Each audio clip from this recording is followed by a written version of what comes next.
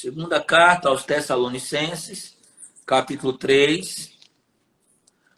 Nós vamos ler nessa segunda carta os versículos de 1 a 5. Cristina Fidelis também, Laura, Deus abençoe cada uma de vocês. Não é? 2 Tessalonicenses 3, de 1 a 5, e o tema de hoje é buscando a constância de Cristo. Buscando a constância de Cristo. Alguém puder, anota aí, por favor, tá bom?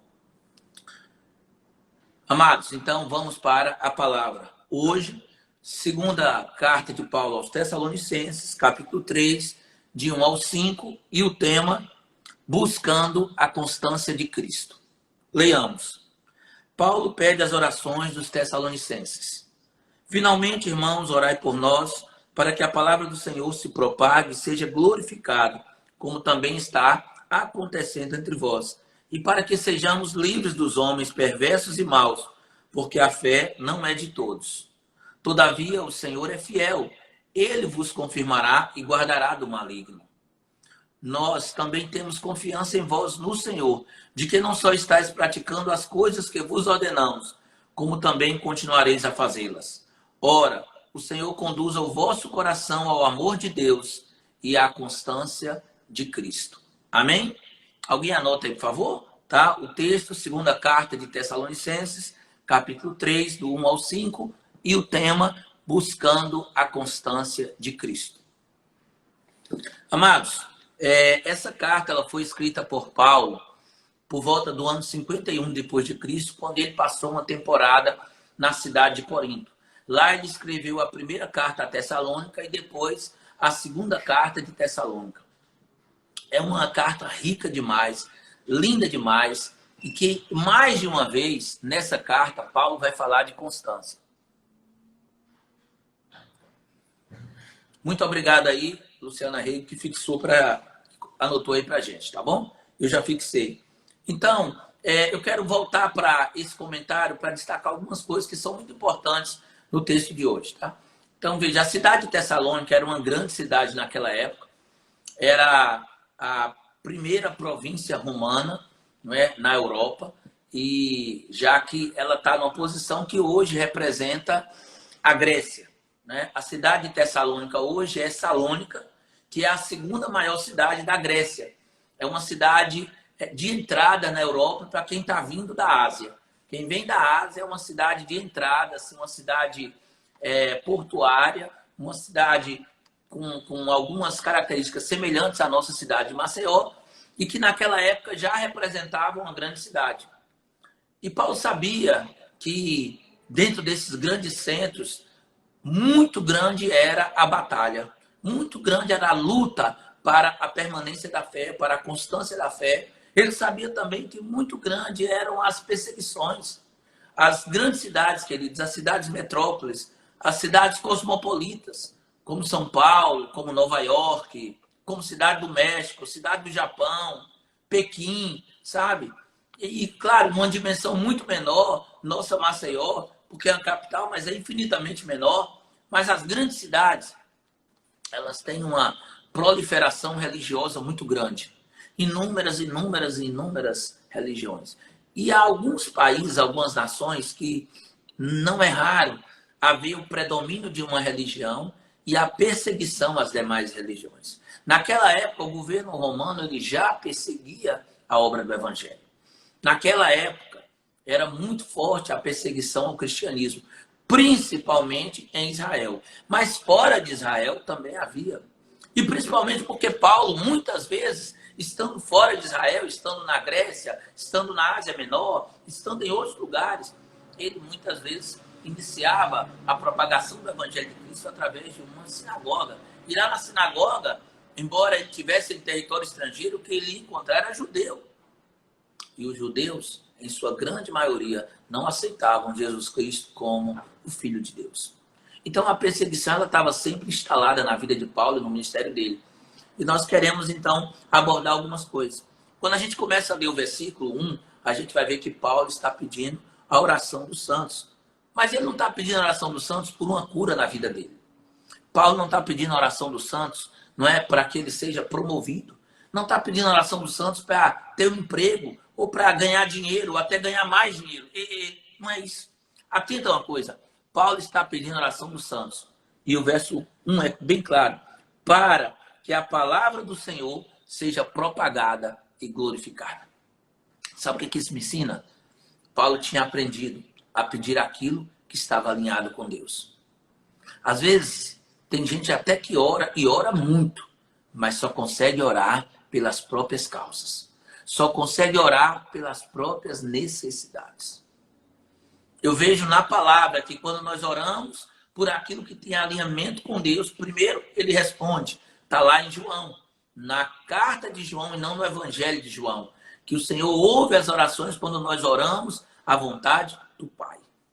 Segundo, me chama a atenção que quando eu aprendo a orar as coisas do reino, eu estou vivendo um mandamento de Cristo, quando ele diz, buscai primeiro o reino de Deus e a minha justiça, e as outras coisas vos serão acrescentadas. Sabe, isso é um princípio da palavra, isso é bíblico. Paulo está dizendo, orem por mim, para que eu possa ser um propagador da palavra de Deus. Ele está dizendo, ore por mim, para que a minha voz não se cale. Ore por mim, para que eu tenha a oportunidade de anunciar o Cristo que eu anunciei a vocês. E agora, preciso anunciar pelo mundo afora.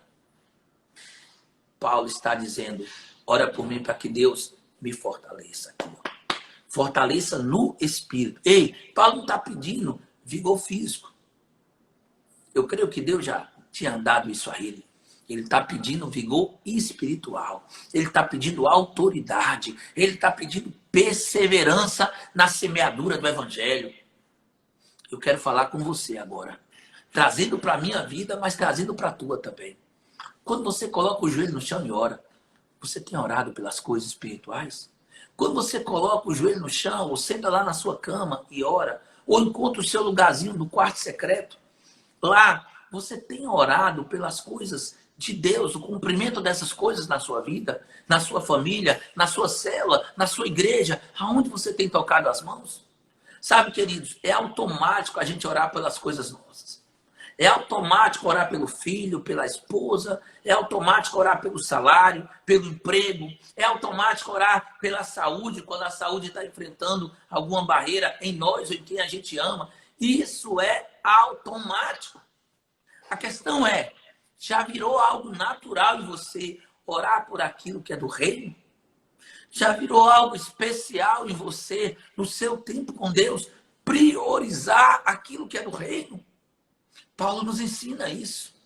Paulo está nos ensinando isso. Ele está dizendo, irmãos, ore por mim, mas a oração por mim é, Senhor, faz de Paulo um gigante teu, faz de Paulo um homem que possa ter força, saúde, coragem e unção para propagar o teu evangelho em todo canto onde ele chegar.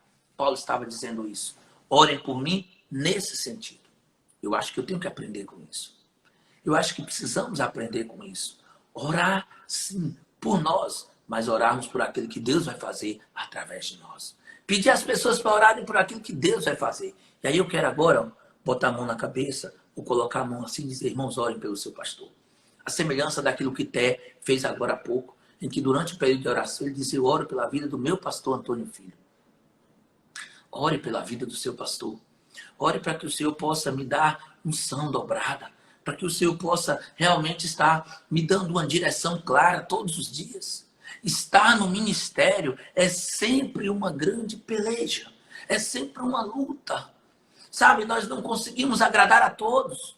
E nem dá para ser essa a minha intenção. Embora na atividade pastoral, que é próprio, eu ame pastorear e ame cuidar, mas eu sei que eu não vou conseguir agradar a todos. O meu Jesus não agradou a todos.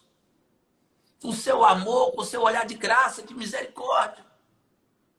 Alguns, né, o abandonaram no meio da caminhada. João 6 diz que foram tantos que deixaram para trás daqueles que eram discípulos. Um deles, dos apóstolos, o traiu. Sabe? Então eu quero em tudo fazer a vontade do meu Pai. Queria muito poder agradar a todos, mas eu não posso agradar a todos. Eu não vou conseguir, mas eu preciso sempre agradar ao meu Pai. Sempre agradar a vontade do Pai. E aí eu oro para isso, para que eu possa fazer a vontade dele. Mas peço nessa manhã, orem por mim também. Orem para que nós possamos estar sempre sendo dirigidos por Ele, para ser um instrumento, um propagador do Evangelho da Graça. Eu vi sempre, sabe, o meu paizão propagando esse Evangelho com autoridade, com unção, e como isso me inspirou. E agora, nesse momento, ele escreve aí, ao vivo: meu filho, eu me coloco para orar por ti. Eu sei, Pai, que as suas mãos sempre se estendem por mim. Eu sei que o Senhor é um intercessor da minha vida e do ministério que o Senhor nos confiou. Amados, há tantos ensinamentos aqui nesse texto que com certeza não vou conseguir abordar tudo hoje, tá bom? Então vamos lá. Um outro aspecto que eu quero abordar é o que está no versículo 2. O verso 2 diz assim: e para que sejamos livres dos homens perversos e maus, porque a fé não é de todos. Sabe? Paulo está dizendo que o evangelho genuíno, o evangelho verdadeiro, o evangelho que vem de Deus, incomoda quem não é de Deus. Por isso ele está dizendo: existem homens maus e perversos que perseguem os propagadores do evangelho da graça. Existem homens maus e perversos que vão nos perseguir diretamente, apontando o dedo, te dando uma rasteira, sabe? Procurando uma causa contra ti, como procuraram contra Daniel. Existem homens perversos e maus que vão usar de subterfúgios, de meios escabrosos, mentirosos, calúnias, difamações. Jesus já havia alertado. Ele disse: bem-aventurados sois vós, quando vos injuriarem e mentindo disserem todo mal contra vós. Mentindo significa dizer levantando um falso. Sabe? Recentemente eu pude acompanhar em parte na história da nossa música evangélica brasileira um fato, aliás, uma sequência de fatos tristes, porque levantados pelo inferno contra um homem de Deus. O pastor e cantor Samuel Mariano. Meu irmão, parece que a minha cunhada está aí assistindo, a Fabiana Galvão. Meu irmão é um homem de Deus que eu tenho profunda admiração, Isaac, um adorador, alguém que com toda a correria tem tempo com Deus. E no meio de muitas bandas e ministérios que o Isaac gosta e ama, ele tem um carinho muito especial pelo Samuel Mariano, pelas composições, pela forma em que Deus usa a vida do Samuel Mariano para levar a palavra às multidões, pela unção que tem lá, arrebanhando multidões para a presença de Cristo. E esse homem sempre teve uma palavra clara também na área de família. E por ter uma palavra clara de Deus na área de família, passou a ser perseguido, dura e mentirosamente, por pessoas adeptas de movimentos LGBTs e etc. Queridos, entraram na página, hackearam o computador, hackearam um bocado de coisa, sabe? Construíram um inferno na vida moral daquele homem. Tudo mentira, tudo falso, tudo farsa, tudo arma das trevas. Ei, o papel do diabo é matar, roubar e destruir. E ele vai usar as suas armas. As armas dele são as armas da mentira, do engano, da perversidade, da maldade. Está aí nesse texto, está lá nas palavras de Jesus. Então levantaram calúnias e muitas mentiras, sabe, contra a vida do Samuel Mariano. Hoje já se passaram vários meses, talvez até um ano. Mas de imediato aquele homem foi desacreditado até de algumas igrejas que fecharam as portas, que fecharam os convites. Hoje o Senhor tem honrado Samuel Mariano e o ministério dele está crescendo ainda mais. Hoje o Senhor tem honrado e o evangelho da graça tem ido longe através da vida daquele homem. E eu louvo a Deus, porque bem-aventurados somos nós quando somos perseguidos e injuriados pela causa do evangelho. Ei, não é aquele que é perseguido porque está fraudando no trabalho. Não é o que é perseguido porque está adulterando contra a esposa e contra Deus. Não, não, não. É aquele que é perseguido porque está fazendo a vontade de Deus. É esse que é bem-aventurado. É essa que é bem-aventurada. E é por esse que nós temos que orar. A Bíblia está dizendo para que sejamos livres dos homens maus e perversos. Muitas vezes eu tenho ido em estabelecimentos comerciais de irmãos da igreja. E lá Deus sempre me dá uma palavra de oração. É de dizer: Senhor, livra esse lugar e livra essa equipe do homem mau e perverso. Sempre tenho orado para que o ladrão seja cegado naquele momento, que ele não entre, que ele não enxergue. E se ele chegar a entrar, que ele seja intimidado pela presença dos anjos do Senhor e dizer: aqui eu não posso tocar, aqui não tem como, porque aqui tem uma força maior do que a força que está em mim. Sabe, a força daquele que está em Cristo é infinitamente maior do que a força das trevas. Quando chega a luz, trevas são dissipadas. Paulo sabia disso. Paulo estava dizendo: ore, porque eu preciso ser livre para pregar. E quando vierem os homens maus e perversos, que o Senhor possa me manter em prontidão, em alerta, e eu então ter a sabedoria para agir como o Senhor assim o determinar. Assim seja na minha vida, assim seja na sua vida.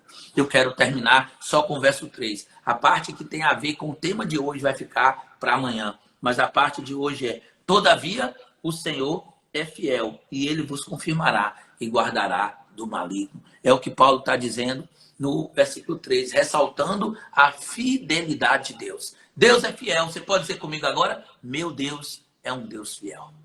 E se Deus é fiel, Paulo está dizendo: a fidelidade do Senhor nos guarda. Diga comigo agora: a fidelidade do Senhor me guarda. Guarda de quem? Daquele que não quer que você faça a vontade de Deus. Guarda do maligno, do diabo, do Satanás. Guarda daqueles que são seguidores dele. Porque Satanás tem os seus demônios. E aqui na terra tem aqueles que são guiados por ele para o caminho da morte. Eu quero dizer para você, nessa manhã: todavia o meu Senhor é fiel. E ele tem me guardado. E ele vai te guardar também. Ele guarda a minha casa e a tua casa. Paulo sabia disso. Ele estava dizendo: o Senhor tem me livrado dos homens perversos e maus. O Senhor não tem permitido calar a minha voz. Porque ele é Deus fiel. Deus é Deus fiel na minha vida. Deus é Deus fiel na tua vida. Eu quero parar aqui. A verdade é que eu não entrei no tema principal buscando a constância de Cristo. Mas nesse momento você pode ficar como parte da palavra de hoje. Aquilo que Paulo está dizendo. Vamos orar para que tenhamos a direção de Deus para sermos propagadores do Evangelho da Graça. E quando vierem os homens maus, que o Senhor possa nos guardar, porque o nosso Deus é Deus fiel. Que o Senhor me guarde, te guarde, que estejamos sempre abrigados debaixo das asas do Senhor. Deus te abençoe, em nome de Jesus. Amados, nós vamos orar agora essa palavra, não é? E tomar posse dessa palavra, em nome de Jesus. Pai amado e eterno, muito obrigado, Senhor, porque Tu és um Deus fiel. Porque a Tua bondade dura para sempre. Porque o Teu cuidado, Senhor, não nos deixa desassistido nem desabrigado. É através do Teu cuidado que nós podemos dizer que há refúgio e proteção. E que aqueles que confiam no Senhor não se abalam, mas permanecem nele para sempre, Pai. Pai, eu te rendo graças nessa manhã, porque a experiência de Paulo, ela serve para nós. Aquele homem que incessantemente anunciou a tua palavra. E ao se colocar de joelhos, ele estava dizendo: eu oro para que o Senhor me dê voz ativa mais ainda. Para que não falte unção na minha vida. Para que não falte direção quando eu tiver que escrever uma carta para alguma igreja. Para que não falte as palavras do Espírito Santo quando eu estiver diante da anunciação das boas novas do Evangelho. Pai, eu oro para que assim seja na minha vida. Eu oro para que assim seja na vida do meu irmão. Que nós sejamos fortalecidos no Senhor para primeiro realizar a tua vontade. E depois, ó Pai, sermos também excelentes naquilo que o Senhor nos colocar. Como pai, como marido, esposas, mães. Em cada papel que o Senhor nos colocar nessa vida. Que possamos dar exemplo daquele que é sal e luz aonde o Senhor os coloca. Pai, nós oramos e declaramos esta visitação do Senhor, trazendo clareza na mente, trazendo postura da palavra e a convicção de que aquele que nos guarda é fiel para fazer cumprir as suas promessas. Assim seja, em nome de Jesus. Amém e amém.